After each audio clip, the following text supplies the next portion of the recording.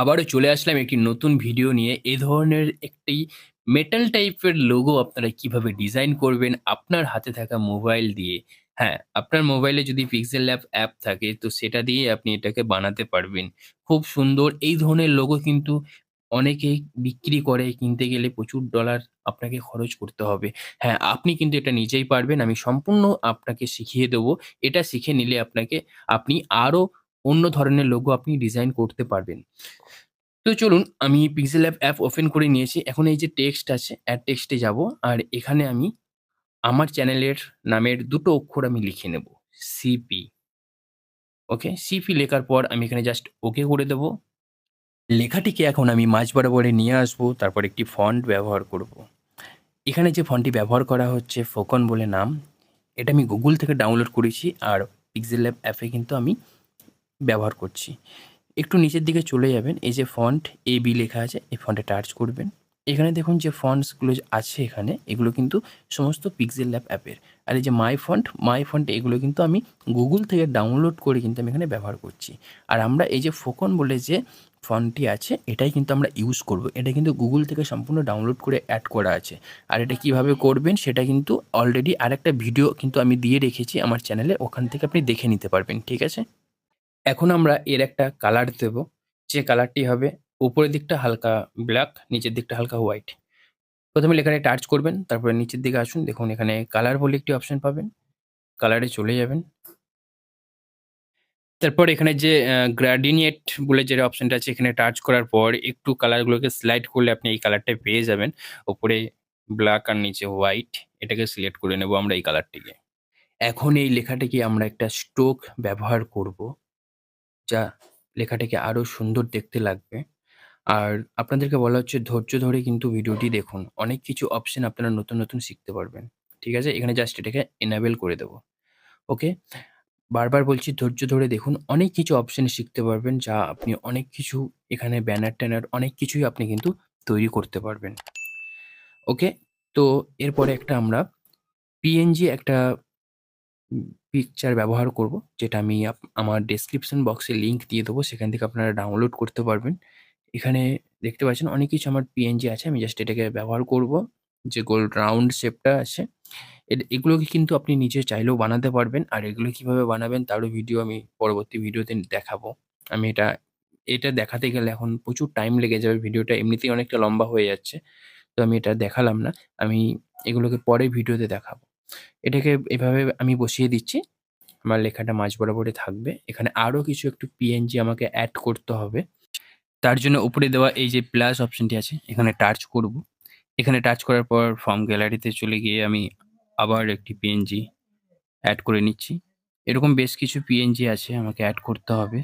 তো চলুন ধীরে আমি এগুলো এড করে নিচ্ছি। আপনারা দেখতে থাকুন। অবশ্যই ধৈর্য ধরে দেখবেন। ধৈর্য ধরে না দেখলে কোনো কিছু শেখা যায় না। এটা দেখলে অনেক কিছুই শিখতে পারবেন, অনেক অপশন জানা যাবে বারবার বলছি। আর আপনাদেরকে একটা কথা বলে রাখি, এই চ্যানেলে যারা নতুন আছেন অবশ্যই আমার এই চ্যানেলটিকে সাবস্ক্রাইব করবেন। এখানে বিভিন্ন ধরনের এরকম লোগো ডিজাইন থেকে ভিডিও এডিটিং, ভালো মতো প্রফেশনাল ভিডিও এডিটিং শেখানো হয়। এর আগে আমি আরেকটা ভিডিও আপলোড করেছি কাইনমাস্টারের সমস্ত কিছু A to Z আমি কিন্তু সেই ভিডিওতে আপনাদেরকে শিখিয়েছি। যদি চান তো সেই ভিডিও দেখে আসতে পারেন।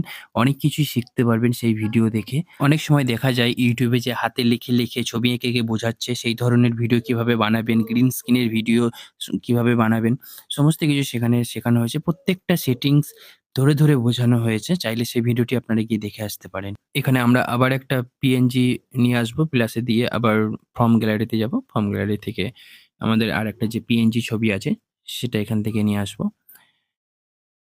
এখানে একটু এটাকে আমি বড় করে নিচ্ছি। তবে একটু বড় করলে দেখতে ভালো লাগবে। হালকা একটু এখান থেকে টাচ করে একটু বড় করে নিচ্ছি। ওকে। এটারই একটা ডুপ্লিকেট করে নেব। এখানে থেকে দেখুন কপি করলাম তো এরকমভাবে একটা ডুপ্লিকেট হয়ে গেল। এবার এটাকে মিরর দিয়ে ক্রপে গিয়ে এখানে যে মিরর অপশনটি আছে এখান থেকে আমি এটাকে ঘুরিয়ে নিলাম এবং এটাকে আবার এইভাবে সাইডে আমি বসিয়ে দিলাম। এরকমভাবে করলে কি হবে? আপনি যে বড় করেছিলেন ছোট বড় জিনিসটা সাইজটা ঠিক থাকবে। তার জন্য এটাকে কপি করবেন। ওকে? এখন আমি এগুলোকে কালার দিয়ে নেব। আমি এটাকে মার্জ করে একবারেও কালার দিতে পারতাম কিন্তু ওইভাবে কালার দিলে একটু ভালো লাগবে না দেখতে। ঠিক আছে? তাই আগে সিঙ্গেলভাবে এই একই কালার সবগুলোকে আপনারা দিয়ে নেবেন। এটাকে সিলেক্ট করে কালারে চলে যাবেন। তারপরে এখানে ওই যে একই কালার ব্ল্যাক হোয়াইট ওই কালারটাকে নিয়ে নেবেন। এটা নেওয়ার এখানে সিলেক্ট করে নিলাম আমি। একইভাবে আমি এই সাইডের এই ফুল পাতাটাকেও আমি কালার করে নিচ্ছি। এটাকে এনেবেল করে সেম কালার আমি দিয়ে নেব। একইভাবে সবগুলোকেই আমি এইভাবে কালার করে নিচ্ছি।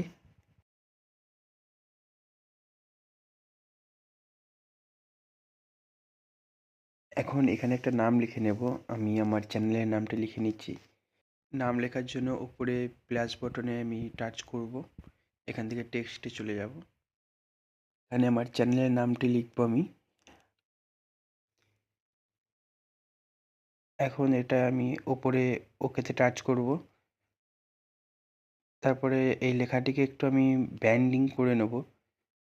হালকা উপরে দুই প্রান্ত আমি উপরের দিকে থাকবে, যেরকমভাবে আমার এই শেপটা আছে ওরকমভাবেই এখান থেকে আমি ব্যান্ডিং করে নিচ্ছি।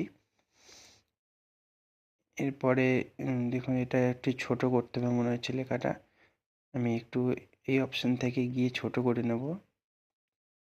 এই টেক্সট সাইজে টাচ করব। টাচ করলে দেখুন আমি লেখাটাকে বড় ছোট করতে পারছি। এখান থেকে আমি এটাকে সাইজ মতো আমি ছোট করে নিয়ে মিডিল বরাবর এখানে আমি বসিয়ে দিচ্ছি। এই লেখাটাকে আর এই যে শেপটা আছে এটাকে আমি মার্জ করে নেব। তার জন্য আমি এখানে টাচ করে এই যে এখানে টাচ করবেন। টাচ করার পর দেখুন যে ওই দুটোকে রাইট দিয়ে দেবেন। সিলেক্ট করার পর এখানে মার্জে আপনি টাচ করবেন। টাচ করলে কী হবে, লেখাটার ওই শেপটা দুটো একই ফটোতে হয়ে যাবে। এবার এখান থেকে আমি যদি একটু উপরে তুলি, দেখতে পাচ্ছেন এখানে একটা এই যে মানুষের মতো ছবি দেওয়া আছে। ইরেজ কালারে এখানে টাচ করলে এটাকে এনাবেল করলে এটা মনে হবে খোদাই করা আছে। ঠিক আছে, আপনি এখান থেকে অ্যাডজাস্ট করতে পারেন যদি প্রয়োজন মতো মনে হলো যে এখানে এটাকে খোদাই করে লেখা হচ্ছে। ঠিক আছে, এখন আমাদের উপরে যে রাইট চিহ্নটা আছে এখানে আমরা টাচ করব। এখানে টাচ করলে এটা আমাদের সম্পূর্ণ হয়ে গেল।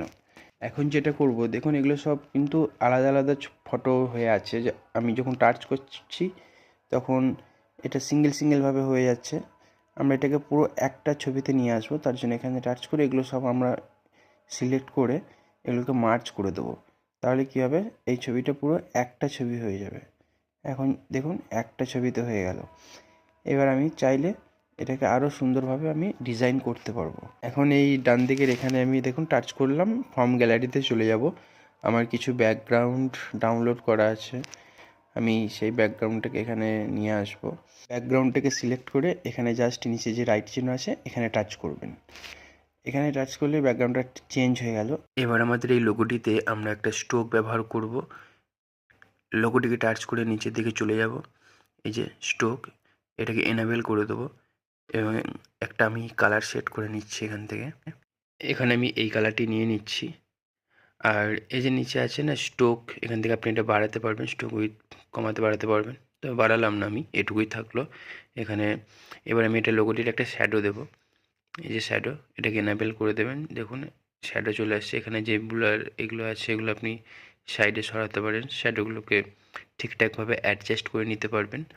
তো এটাকে একটু জাস্ট বাড়িয়ে দিলে আর দেখতে ভালো লাগবে, মনে হবে হ্যাঁ শ্যাডো লেখাটা একটু শ্যাডোটা বোঝা যাবে ভালো মতো। তো এগুলোকে একটু আপনারা প্রয়োজন মতো কমানো বাড়ানো করে নেবেন। এরপর এমবসে টাচ করবেন। এখানে টাচ করলে 3D লোগোটা 3D একটা ডিজাইন আসবে। দেখুন যে স্ট্রোকটা দিয়েছিলাম তার জন্য কিন্তু জিনিসটা ভালো লাগছে না, তাই আমি স্ট্রোকটা সরিয়ে দেব।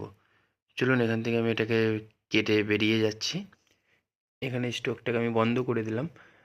তারপর আবার ওই যে এমবস যে অপশানটি আছে এখানে আমি টাচ করব এর নিচে। যে এবার এটাকে যখন এনাবেল করে দিচ্ছি দেখুন লোগোটি নষ্ট হয়ে যাচ্ছে, তার জন্য এখানে একটু টেনে ছোটো বড়ো করলে আবার ঠিক হয়ে যাবে। যখনই এমবস এটা চালু করবেন তখনই সমস্ত লোগোই এরকমভাবে খারাপ হয়ে যায়, ছোটো বড়ো করবেন ঠিক হয়ে যাবে। চলুন, ধন্যবাদ ভিডিওটি সম্পূর্ণ দেখার জন্য। ভালো লাগলে একটি লাইক করবেন, কমেন্ট করতে ভুলবেন না, আর চ্যানেলটিকে অবশ্যই সাবস্ক্রাইব করবেন।